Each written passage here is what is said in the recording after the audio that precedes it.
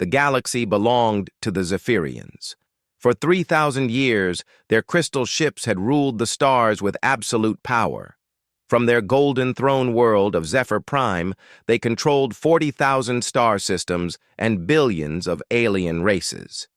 The Zephyrian Empire was built on one simple rule: destroy any species before they become dangerous. When alien races developed space travel, Zephyrian fleets would arrive within days. The choice was always the same: become slaves or die.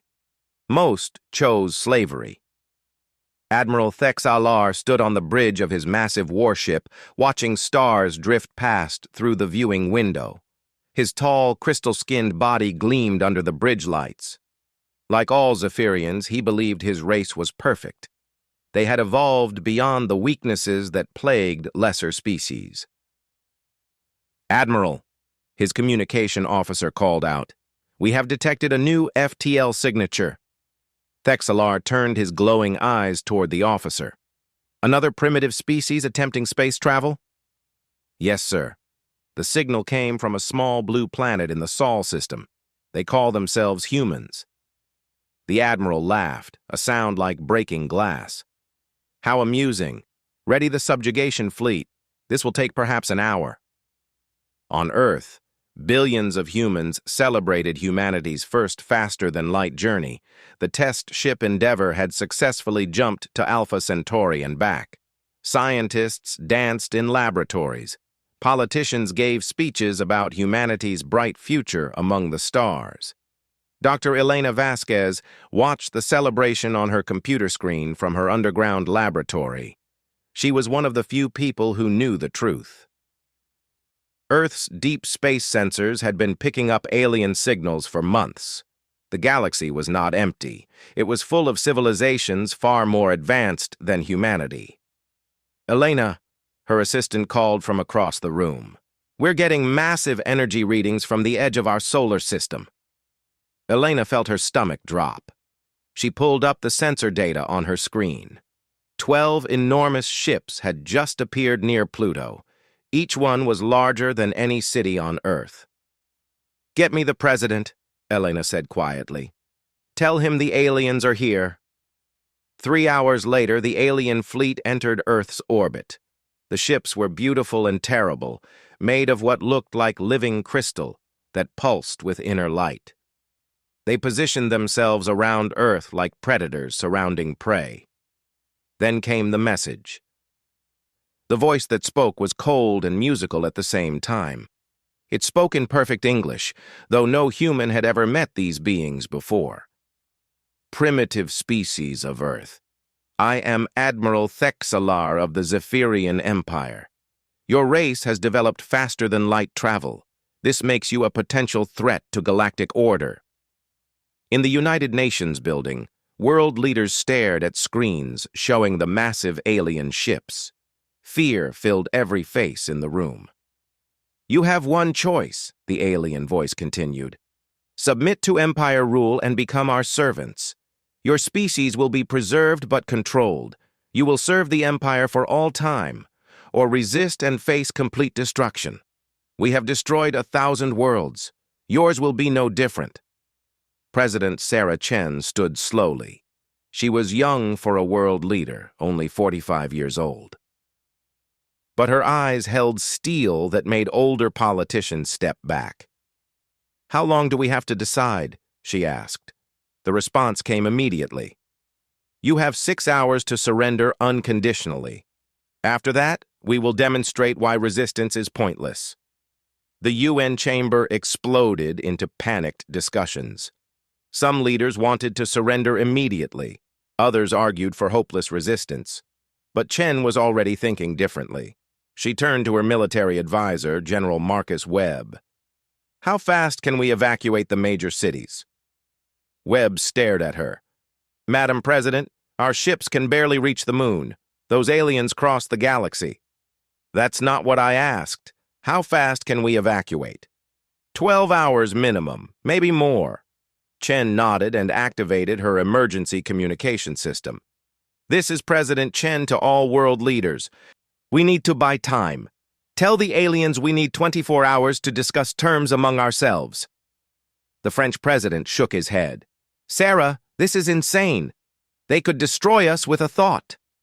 Maybe, Chen replied, but they gave us 6 hours for a reason. They want us to surrender, not fight. That means they think we might actually be useful alive. She opened a channel to the alien fleet. Admiral Thexalar, humanity requests 24 hours to properly consider your generous offer. Our species has never faced such a momentous decision.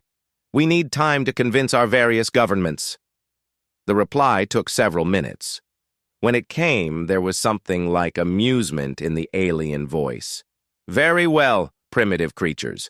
You have 24 hours. Use them wisely. Consider the fate of those who chose poorly. The channel closed. Chen immediately activated every emergency protocol Earth possessed. Military bases went to full alert. Civilian populations began moving to underground shelters. Most importantly, every space-capable ship humanity possessed launched toward hidden positions throughout the solar system. Dr. Vasquez found herself on a transport ship heading to a secret base on Mars. Around her, Earth's greatest scientists and military leaders worked frantically at portable computers. "What are we doing?" asked Dr. Kim, a physicist from Seoul. "We're learning," Chen's voice came through the communication system. "In 23 hours, they're going to destroy our planet, but we're not going to be there." General Webb appeared on the screen next to Chen. "Every major Earth population is being moved to hidden colonies, Luna Base, Mars Station, the asteroid mining facilities. We've been building them for years, just in case." "But our weapons," Dr. Kim protested. "Their ships are massive. Our missiles are like throwing stones." Chen smiled grimly. "Then we better learn to throw stones very, very well." As Earth's day cycle continued, something unprecedented happened. Instead of panicking or surrendering, humanity began the largest evacuation in their history. Families said quick goodbyes. Critical equipment was loaded onto every available ship. Most importantly, every human with advanced education in science, engineering, or warfare was moved off-world. Earth was becoming a shell, still inhabited, but no longer containing humanity's future.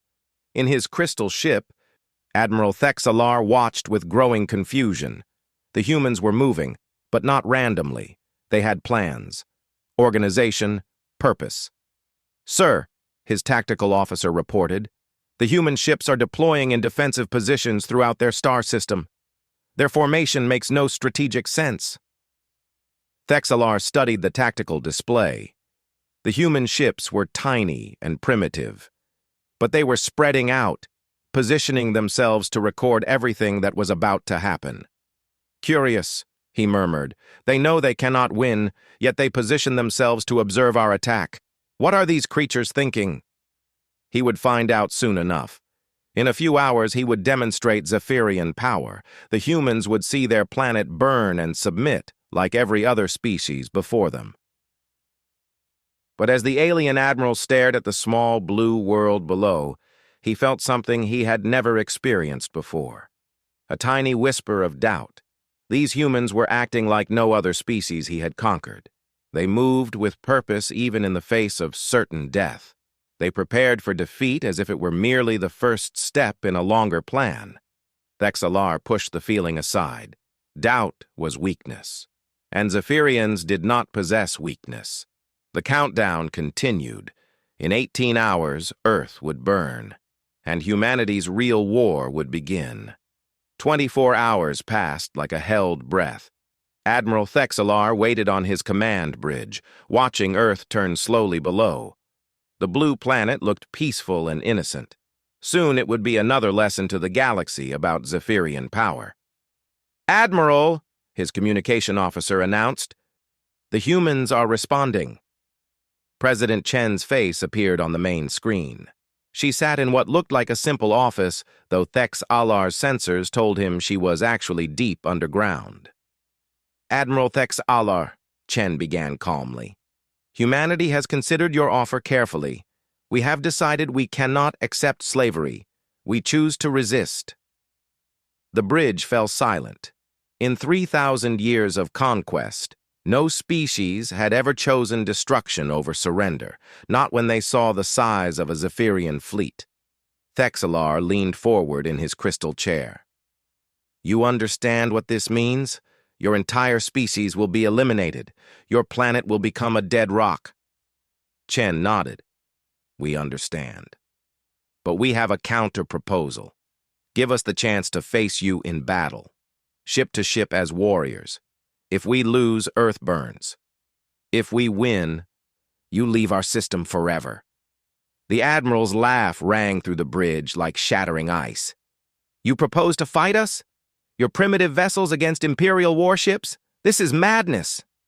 Maybe, Chen replied, but it's our madness. Will you grant us the honor of dying as warriors instead of executed prisoners?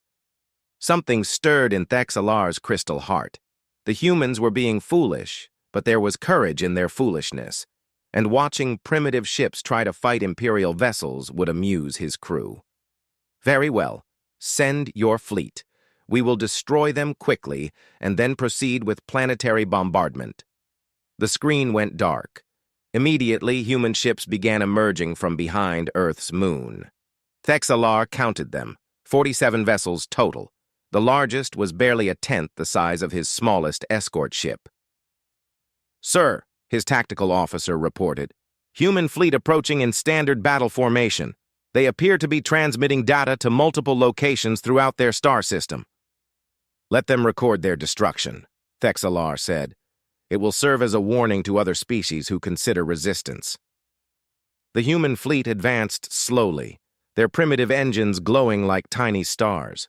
Leading them was a ship that barely qualified as a cruiser by Zephyrian standards.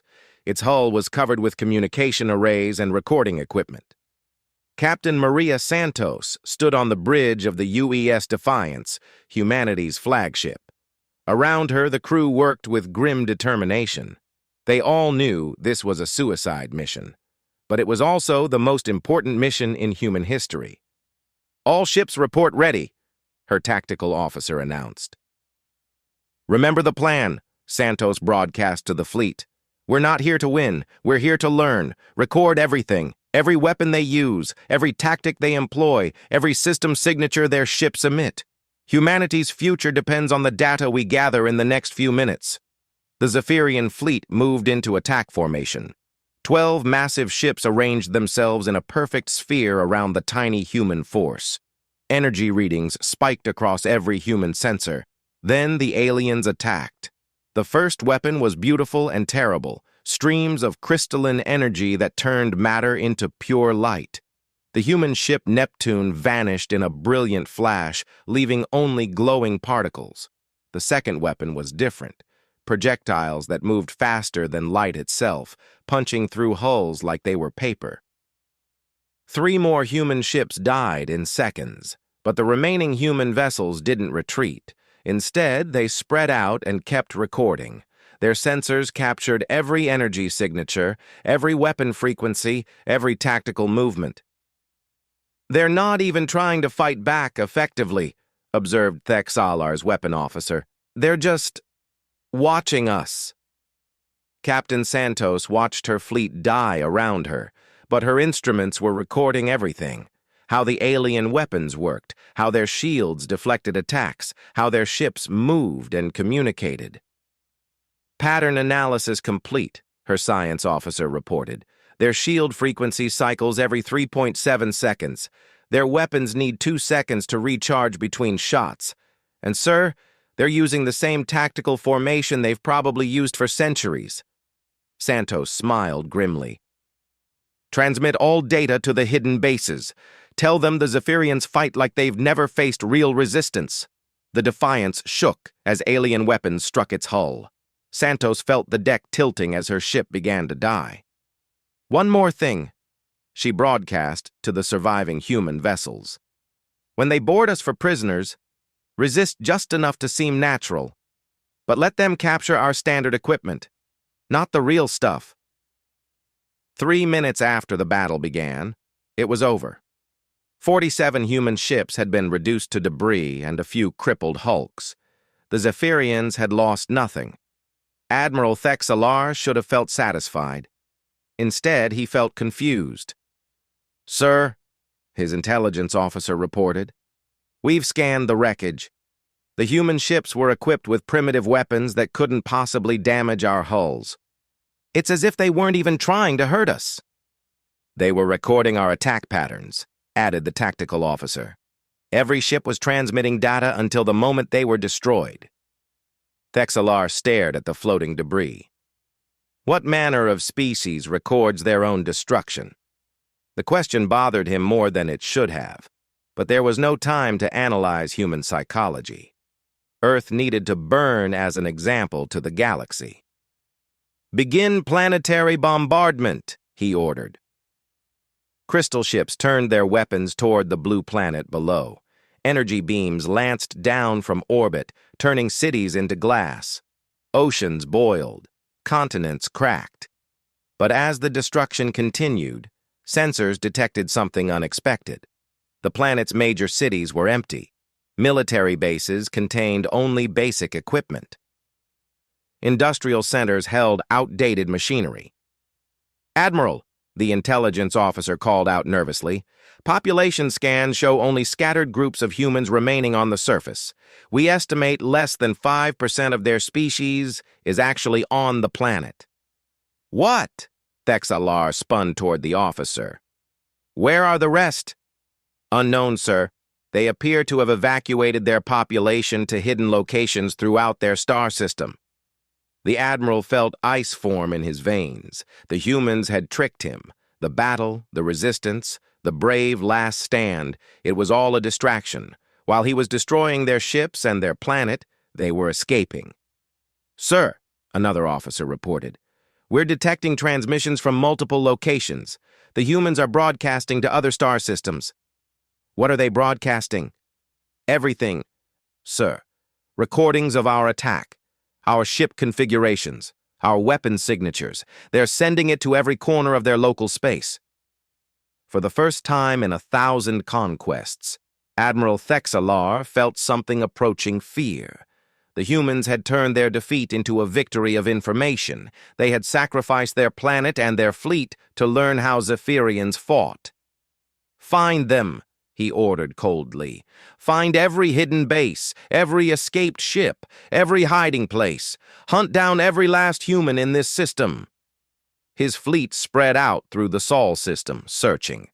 They found abandoned mining stations on asteroids, empty research bases on distant moons, underground facilities that had been evacuated hours before. But they found no humans. It was as if an entire species had simply vanished into the void of space.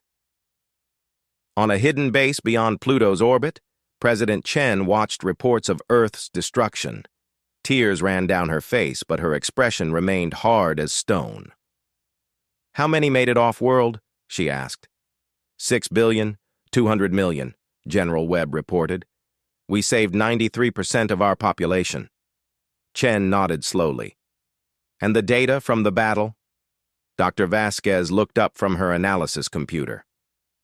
"Complete recordings of their weapon systems, shield frequencies, engine signatures, and tactical doctrine.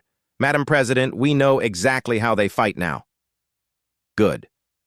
Chen activated the emergency communication system that connected all hidden human bases throughout the galaxy. "This is President Chen to all surviving humans. Phase 1 is complete. Earth is gone, but we are not. We know our enemy now. Phase 2 begins immediately. Across space, in hidden bases and disguised ships, 7 billion humans received the message. Scientists began analyzing alien technology. Engineers started designing new weapons. Military leaders developed plans for a war unlike anything the galaxy had ever seen. The Zephyrian Empire had conquered Earth in a single day. They had no idea that in doing so, they had just awakened something far more dangerous than another primitive planet. They had created an enemy that learned from every defeat, adapted to every situation, and would never, ever surrender. The real war was about to begin. Admiral Thexalar stood in the ruins of his perfect victory, staring at the empty space where humanity had vanished. He had destroyed their world, but somehow he felt like he had lost. 5 years passed. Admiral Thex Alar stood before the Convergence Council on Zephyr Prime, his crystal body dim with embarrassment. The great throne room stretched around him like a cathedral of living stone. 12 high lords sat on floating thrones, their ancient eyes glowing with displeasure. "Explain," commanded High Lord Zexathara, her voice echoing like distant thunder. "Explain how a primitive species you conquered continues to plague our borders." Thexalar kept his head bowed. "High Lords, the humans have proven more resourceful than anticipated. They strike our supply convoys, steal our technology, and vanish before we can respond." "You had one simple task." High Lord Morthek spoke coldly. "Eliminate a single species from a single planet. Instead, we have reports of human attacks across 17 sectors." The Admiral's shame burned like acid. For 5 years, the scattered humans had been a constant thorn in the Empire's side. They appeared out of nowhere, attacked research stations and cargo ships, then disappeared into the void of space. "Their tactics are unusual," Thexalar admitted. "They do not seek to hold territory or establish bases. They simply steal what they need and move on. Our standard military doctrine seems ineffective against such opponents." High Lord Zexathara's eyes flared brighter. "You are dismissed. Send in Commander Velkar. Perhaps someone competent can finish what you failed to complete." Commander Sarah Chen floated in the zero gravity of her hidden command ship, studying holographic displays of Zephyrian fleet movements. Around her, the bridge crew worked silently at their stations. All of them were survivors of Earth's destruction. All of them had learned to hate with perfect clarity. "Status report," Chen ordered quietly. Her intelligence officer, Lieutenant Park, pulled up a star map. Operation Ghost Strike was successful. We captured a Zephyrian research vessel carrying prototype shield generators. Dr. Vasquez says she can reverse engineer the technology within 3 months. Casualties? 2 wounded, none killed. The Zephyrians never saw us coming. Chen nodded with satisfaction. That was the key to everything. Stay invisible, strike fast, take what they needed, and disappear. Humanity had become the galaxy's most effective pirates. But they were pirates with a purpose. "What's our current tech level compared to the Empire?" Chen asked. Dr. Vasquez's voice came through the communication system from the engineering deck. "We've closed the gap significantly. Their weapons are still more powerful, but we've matched their shield strength and engine efficiency. More importantly, we understand how their technology works now." "And the other projects?" "Broadcasting is ahead of schedule," reported her communication specialist. "Every attack we make, every piece of Zephyrian brutality we record, we're sending to civilizations throughout the galaxy.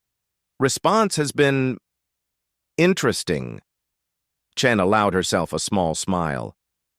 "Show me." The main display changed to show intercepted communications from across Zephyrian space. Messages between enslaved species, reports of equipment failures and worker strikes.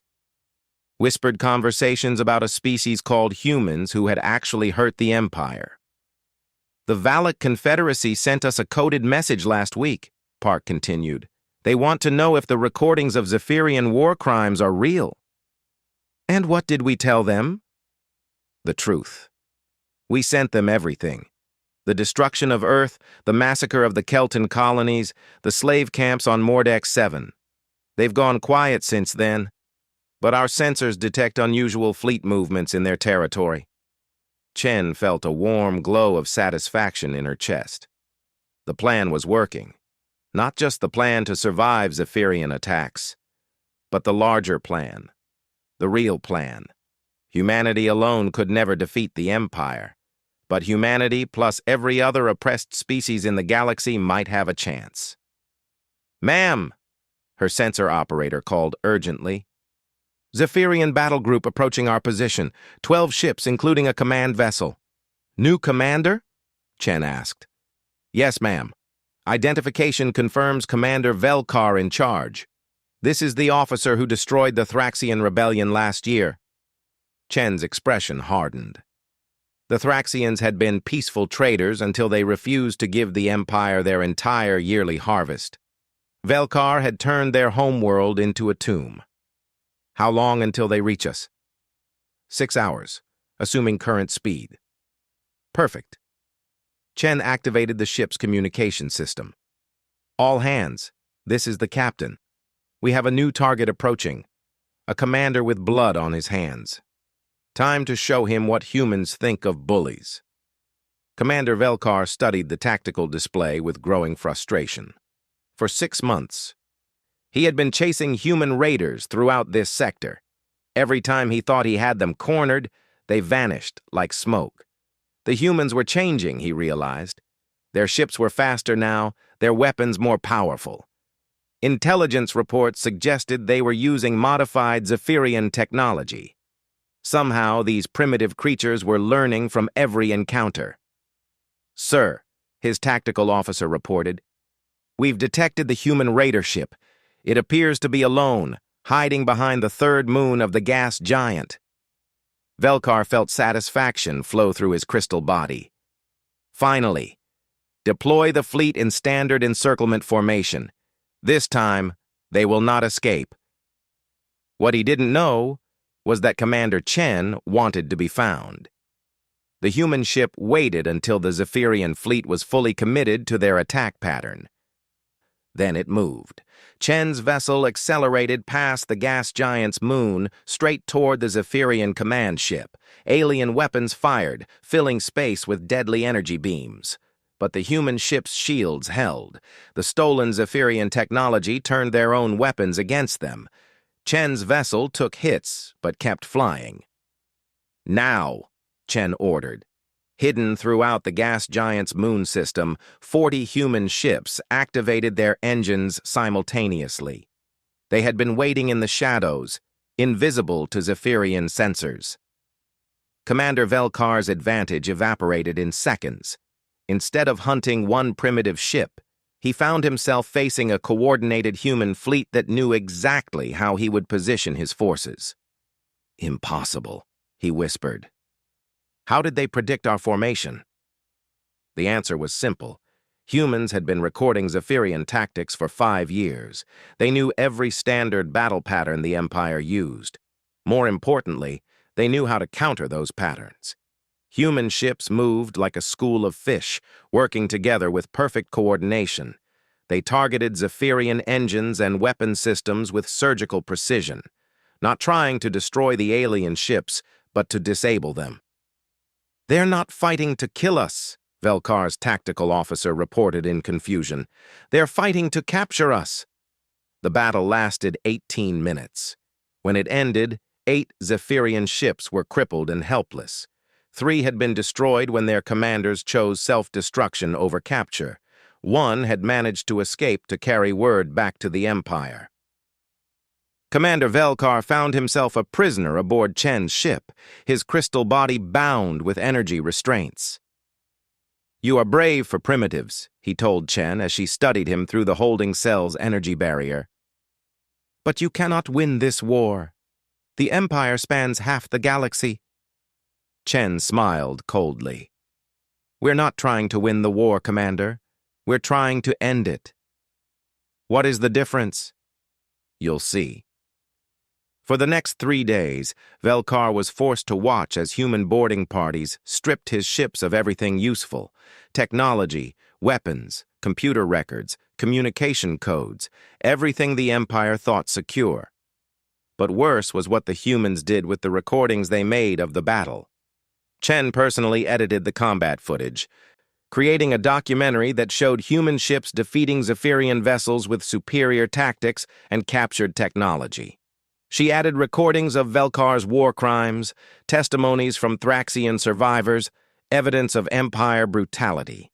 Then she broadcast it to every corner of the galaxy. The message was clear. The mighty Zephyrian Empire could be beaten. Their technology could be captured and improved. Their commanders could be humiliated and imprisoned. Most importantly, someone was finally fighting back.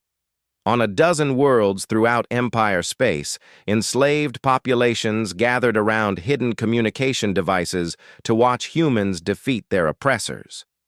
On Valak Prime, the Confederacy Council voted in secret session to begin military preparations. In the Outer Rim, 3 minor species formed a mutual defense pact. The galaxy was stirring. For the first time in 3,000 years, the Empire's subjects were remembering what hope felt like. High Lord Zexithara received Velkar's report in stunned silence. A human fleet had defeated a full Zephyrian battle group using the Empire's own technology and tactics against them. "How is this possible?" she demanded. "They learned from everything, High Lord," Velkar reported via emergency transmission. "Every battle, every captured ship, every piece of technology. They adapt faster than any species we have encountered. And they are broadcasting their victories across the galaxy, my lord, showing other species that we can be defeated." For the first time in her 3,000-year reign, High Lord Zexithara felt something approaching concern. The humans were not just surviving, they were thriving. Growing stronger, inspiring others. "Mobilize the Third Fleet," she ordered.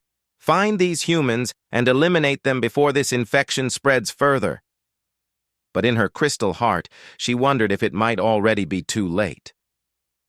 Across the galaxy, on 1,000 enslaved worlds, beings who had forgotten the meaning of freedom watched humans fight the Empire to a standstill. And slowly, quietly, they began to remember how to dream of revolution. The rebellion began on Keltar 7 at exactly 0300 Galactic Standard Time. 3 billion Keltans threw off their chains simultaneously, overwhelming Zephyrian garrison forces with pure numbers and desperate courage. The revolution they had dreamed of for centuries finally became reality.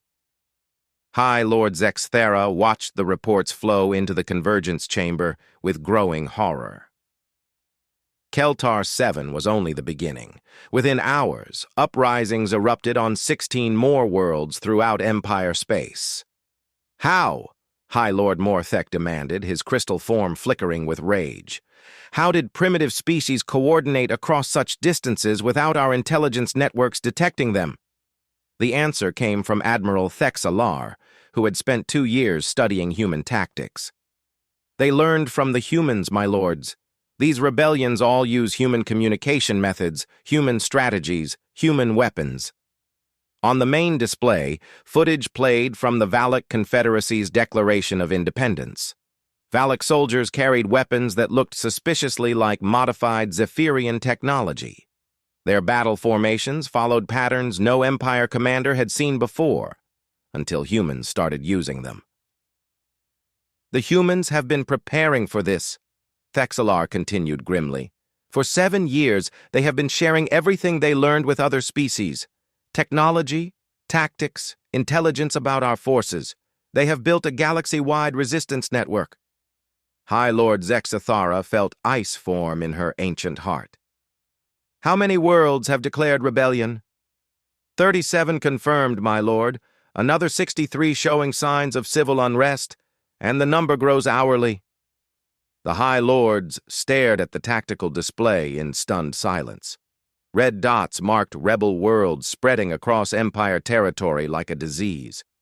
Each dot represented billions of former subjects who had chosen death over continued slavery. "Deploy the punishment fleets," High Lord Morthek commanded. "Burn the rebel worlds to ash. Make examples that will terrify the others back into submission." But Admiral Thexalar shook his head slowly. "My lord, we cannot. Our forces are spread too thin. We have enough ships to destroy perhaps 10 worlds before the rebels overwhelm our remaining garrisons. Then choose the 10 most important rebellions and crush them." "Which 10, my lord?" The Valak Confederacy controls our primary trade routes. The Kelton uprising threatens our main industrial centers. The Thraxian rebellion has captured our largest weapons depot. Each revolt targets our critical infrastructure. It is as if someone studied our empire for years and identified exactly where to strike. High Lord Zexithara understood. Someone had studied their empire for years. Humans. Commander Sarah Chen stood in the command center of humanity's new flagship, the Rising Earth. Around her, holographic displays showed rebellion spreading across the galaxy like wildfire. 7 years of careful planning were finally bearing fruit. "Status report from all fronts," she ordered. General Webb appeared on the main screen, broadcasting from the liberated world of New Terra. "Valak space is secure. They've captured or destroyed all Zephyrian bases in their sector. The Confederacy is requesting human advisors for their next operations." "Granted. Next?" Dr. Vasquez's image replaced Webb's. "Keltar 7 reports successful capture of the Imperial Research Station. We now have access to their latest weapon designs and shield technology. The Keltons are sharing everything freely." "Excellent. Admiral Park?" Fleet Admiral Park materialized on screen, her battle-scarred face grim with satisfaction. "The joint Thraxian human fleet has broken the siege of Mordex Prime. 15 Zephyrian ships destroyed, 3 captured intact. The slave camps have been liberated." Chen felt warmth spread through her chest. For 7 years, they had worked toward this moment. Not just human survival, but galactic liberation. "What's our casualty count across all operations?" "Surprisingly low," Park replied. "The Empire's forces are demoralized and scattered. Many garrisons are surrendering rather than fighting hopeless battles. Some Zephyrian crews are even defecting to the rebellion." That was the most encouraging news of all. The Empire wasn't just losing territory. It was losing the will to fight. And the Empire's response? General Webb's expression darkened. "They've begun deploying planet killers to rebel worlds. 17 worlds have been completely destroyed in the past week. They're willing to commit genocide rather than lose control." Chen felt her jaw clench.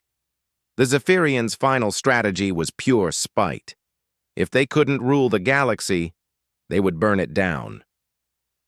"That changes things," she said quietly. "Signal all Allied fleets. Phase 3 begins immediately." Across the galaxy, the message went out through human communication networks. Secret codes that had been prepared for this exact moment. The rebellion was about to become something far more dangerous.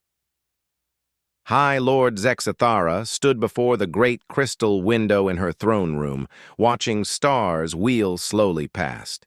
Each pinprick of light represented systems that had once bowed to Zephyrian power. Now many of those lights represented rebellion and chaos. "My lord," her intelligence minister approached carefully, "we have disturbing news from the outer territories." "More rebellions?" "No, my lord. Something worse. The humans and their allies are coordinating their attacks. Instead of random uprisings, they are conducting organized military campaigns. They appear to be targeting our core worlds." Zexithara turned slowly. "Explain." "The joint fleet that liberated Mordex has joined forces with Valak warships and captured Thraxian vessels. Combined, they represent a serious military threat, and they are moving toward the Zephyr system." The High Lord felt something she had not experienced in 3 millennia, genuine fear. "How large is this fleet?" "Over 400 ships, my lord. They have been gathering forces from every liberated world. Some ships are primitive, but others are using advanced technology stolen from our own forces." "Deploy the home fleet. All of it. My lord, if we pull all our ships back to defend Zephyr Prime, the remaining rebellions will spread unchecked. We could lose half the Empire within months." Zexithara's eyes blazed with fury. "Then we make a choice. Preserve the Empire or preserve ourselves." The minister hesitated. "My lord, Begin the final protocol. If we cannot rule the galaxy, we will deny it to these rebels. Activate the core detonation systems on every major world we control. When the human fleet arrives, they will find nothing but burning cinders. The crystal chamber fell silent, except for the whisper of recycled air. The final protocol was the Empire's ultimate weapon, the ability to trigger massive explosions that would turn entire star systems into supernovas. It had never been used, because using it meant accepting defeat. "My lord," the minister whispered, "the final protocol will kill billions of our own subjects. Loyal Zephyrians, client species who never rebelled, our own people. They have already been contaminated by human ideas of freedom," Zexathara replied coldly. "Better they die as Zephyrians than live as rebels." But even as she gave the order, doubt gnawed at her crystal heart. Was this strength or weakness? Was she preserving the Empire or destroying it out of spite? The human fleet appeared at the edge of Zephyrian space like an approaching storm. 437 ships from dozens of species, united under human leadership and carrying weapons taken from Empire forces. Commander Chen studied the tactical display from the bridge of rising Earth. Ahead lay Zephyr Prime, the crystal heart of galactic tyranny. Around it orbited the largest concentration of military power the Empire could muster. "Enemy fleet composition?" she asked. 87 capital ships, over 300 escorts," Admiral Park reported. "Still outnumbers us significantly, but our intelligence suggests their crews are demoralized and many ships are operating under skeleton crews." "Any sign of the final protocol activation?" Dr. Vasquez's voice came through the communication system. "Massive energy buildups detected throughout Zephyrian core worlds. They're preparing to destroy their own planets rather than lose them." Chen nodded grimly. They had expected this. The Zephyrians would rather commit galactic suicide than accept defeat. "Signal all fleet commanders," Chen ordered. "Operation Endgame begins now. We have one chance to stop them from destroying half the galaxy out of spite." Around her, the bridge crew worked with calm efficiency. These were people who had lost everything once already. They would not lose again. "All ships report ready," Admiral Park announced. Chen stared at the tactical display showing the two fleets approaching each other. In a few hours, the fate of the galaxy would be decided. Freedom or death, liberation or annihilation. "Send a message to the Zephyrian fleet," she ordered. "Wide broadcast, all frequencies." The communication channel opened. Chen looked directly into the camera, her expression calm and determined. "To all Zephyrian forces, this is Commander Sarah Chen of the Human Liberation Fleet. You have one opportunity to prevent galactic catastrophe. Surrender now and we guarantee fair treatment according to galactic law. Continue fighting and face the consequences of your Empire's crimes." The reply came from High Lord Zexathara herself, her crystal features twisted with rage and desperation. "You pathetic creatures think you can threaten us? We built this empire over 3 millennia. If we cannot rule it, no one can. Witness the power of the final protocol." On sensors throughout both fleets, massive energy discharges began appearing throughout Empire space. The Zephyrians were beginning to destroy their own worlds. Chen closed her eyes for a moment, feeling the weight of billions of lives hanging in the balance. Then she opened them and smiled coldly. "All ships," she broadcast to her fleet. "Show them what humanity learned from watching Earth burn." The final battle for the galaxy began. The Battle of Zephyr Prime began with silence. Two massive fleets faced each other across the void of space, the crystalline ships of a dying empire against the diverse vessels of a newborn rebellion. For long moments, neither side moved. The weight of 3 millennia hung between them. Then High Lord Zexathara gave the order to attack. Zephyrian ships opened fire with weapons that had conquered 1,000 worlds. Beams of crystalline energy reached across space like the fingers of dying stars. The Empire's fury poured out in waves of destruction that should have ended the rebellion in minutes. But Commander Chen had spent 8 years studying how Zephyrians fought. Her fleet scattered like leaves in a storm, following patterns no Empire commander had ever seen. Human ships led the way, their stolen Zephyrian technology turning Imperial weapons against themselves. "Shield harmonics holding steady," reported Dr. Vasquez from the engineering deck. "Their weapons can't penetrate our modified defenses." "Enemy casualties?" Chen asked. 12 Zephyrian ships disabled, 6 destroyed. They're not adapting to our tactics." Chen nodded grimly. That was the Empire's greatest weakness. They had been winning for so long that they had forgotten how to change. Their military doctrine was thousands of years old, perfect against primitive opponents, but helpless against enemies who learned from every defeat. The Allied fleet struck back with surgical precision. Instead of trying to match Zephyrian firepower, they targeted specific systems: engines, weapon arrays, communication relays, death by 1,000 cuts. Admiral Thexalar watched his fleet being dismantled from the bridge of his flagship. Ships that had ruled the galaxy for centuries were being outfought by creatures that had been spacefaring for less than a decade. "Sir," his tactical officer reported nervously, "we've lost 40% of our vessels. The enemy fleet is barely damaged." "How?" Thexalar demanded. "How are primitives defeating Imperial technology?" The answer came from an unexpected source, a transmission from one of his own ships, a Zephyrian captain whose crew had just mutinied. "Because we taught them everything they know," the captain said sadly. "Every battle, every victory, every tactical formation. They recorded it all and learned from our successes. Now, they use our own knowledge to destroy us." Thexalar felt his crystal heart crack with despair. The Empire had created its own destroyers. But the real nightmare was yet to come. Throughout Empire space, the final protocol continued its work. Planet after planet erupted in nuclear fire as Zephyrian commanders chose destruction over defeat.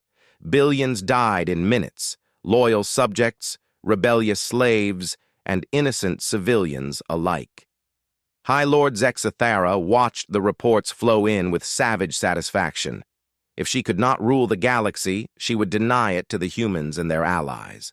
"Morthex 7 has been destroyed," her aide reported. "Keltar Prime is initiating core detonation. Valak Central reports final protocol activation in progress." "Excellent. How many systems have we cleansed?" 47 worlds destroyed, my lord. Estimated casualties exceed 200 billion. Zexathara felt peace flow through her crystal body. Better dead than free. Better extinction than liberation. But her satisfaction turned to confusion when her communication array activated without authorization. The face that appeared on her screen was human, Commander Chen, broadcasting from the middle of the space battle. "High Lord Zexathara," Chen said calmly, "stop the final protocol, now." "You are hardly in a position to make demands, Primitive. Your fleet is outnumbered and surrounded." Chen smiled coldly. "Look at your tactical display." Zexathara turned to check her ship positions. What she saw made her crystal blood freeze. Her fleet was not winning. More than half of her ships were destroyed or disabled. The remainder were retreating in disorder. Her 3,000-year empire was losing to creatures that had barely learned to fly between stars. "Impossible," she whispered. "Your empire is finished," Chen continued. "But you can still save lives. Deactivate the final protocol and surrender. Your people don't have to die for your pride." Zexathara's rage flared like a dying star. "Never! If we cannot rule, then no one will. I will burn the galaxy to ash before I surrender to inferior creatures." "I was hoping you'd say that," Chen replied softly. The communication cut out. Zexathara stared at the empty screen in confusion. What had the human meant? Her answer came 30 seconds later. Every ship in the Zephyrian fleet received the same broadcast simultaneously. But it wasn't coming from the human vessels. It was coming from inside the Empire's own communication network. The message was simple: complete recordings of the final protocol activation, footage of Zephyrian commanders destroying their own worlds, evidence of genocide on a scale that dwarfed any atrocity in galactic history. But the recordings included something else: technical specifications for the final protocol devices, detailed schematics showing exactly how they worked and how to disable them. Dr. Vasquez's voice narrated the technical documents with scientific precision. The final protocol relies on quantum resonance frequencies to trigger core detonation. By broadcasting a counter frequency on the same wavelength, the devices can be safely deactivated. Chen's voice took over the broadcast. To all people throughout the galaxy, humans, Zephyrians, and everyone in between, the Empire's leaders have chosen to commit genocide rather than accept defeat. But we can stop them. The counter frequency follows this message. Broadcasted on all channels. Save your worlds. Throughout Empire space, the recordings spread like wildfire. Rebel technicians implemented the counter frequency. Zephyrian officers who still possessed consciences turned against their own commanders. Even ordinary civilians with basic communication equipment joined the effort. One by one, final protocol devices went silent. High Lord Zexathara watched her ultimate weapon fail as her own subjects turned against her. The galaxy she had tried to destroy was saving itself using knowledge the humans had freely shared. "My lord," her aide whispered. "Final protocol has been neutralized on 86% of target worlds. The humans, they gave everyone the ability to stop us." Zexathara stared at the tactical display showing her fleet's destruction. In 8 years, humans had gone from helpless victims to galactic liberators. They had not just defeated the Empire, they had made it irrelevant. "Why?" she asked the empty air. "Why save worlds that never helped them? Why share their knowledge freely instead of using it to build their own empire?" The answer came from her own memory, Commander Chen's words during the first battle above Earth. "We're not here to win the war. We're here to end it!" Admiral Thexalar's flagship drifted powerless through space, its weapons silenced and engines dead. Around him, his bridge crew worked desperately to restore basic life support. The mighty vessel that had conquered 100 worlds was now a broken shell. "Sir," his communication officer reported weakly, "we're receiving a transmission from the human fleet. Surrender demands?" "No, sir. They're offering medical assistance and rescue for our wounded." Thexalar stared at the officer in confusion. "They wish to help us?" "Yes, sir. They've also transmitted technical specifications for repairing our life support systems. No conditions attached." The Admiral floated in his damaged command chair, trying to understand. The humans had defeated them utterly. By all military tradition, they should either execute the survivors or enslave them as the Empire had done to countless other species. Instead, they were offering aid to their enemies. "Sir," another officer called out, "long-range sensors show human ships throughout Empire space. They're not conquering our worlds. They're helping with disaster relief and reconstruction." Thexalar felt something crack inside his crystal chest, not his body, but his understanding of how the universe worked. For 3,000 years, the Empire had ruled through fear and dominance. Strength meant the power to destroy. But humans had proven something different. True strength was the power to build, to unite, to create something better than what came before. "Open a channel to the human fleet," he ordered quietly. Commander Chen's face appeared on his screen. She looked tired but determined. Behind her, he could see her crew working to coordinate relief efforts across the galaxy. "Admiral Thexalar," she said simply, "what can we do for you?" He paused, struggling with concepts that had no translation in Zephyrian military doctrine. I wish to surrender my forces, unconditionally. Accepted. Your crew will be treated according to galactic law and given the opportunity to return to civilian life or assist with reconstruction efforts. That's all? Chen smiled slightly. What else would there be? Revenge, execution, slavery. That is what the Empire would have done. We're not the Empire, Chen replied gently. We never wanted to become another version of what we fought against. 2 years later, former High Lord Zexthara sat in a simple dwelling on New Terra, writing her memoirs. Her crystal body had lost its inner fire, growing dim with age and regret. The Galaxy Confederation had offered her a trial for war crimes, but also the opportunity for redemption through service. She had chosen service. Around her, the city bustled with activity.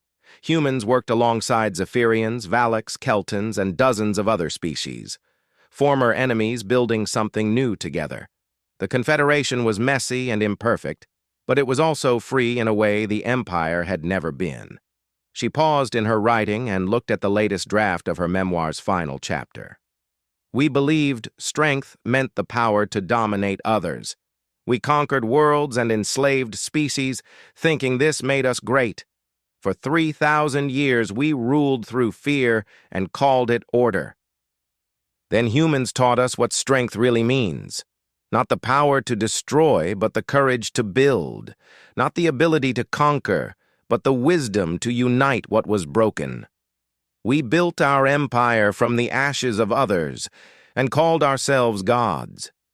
They built their legacy from the ashes of ours and called themselves servants of freedom. History will remember the Zephyrian Empire as a cautionary tale. The price of believing that might makes right.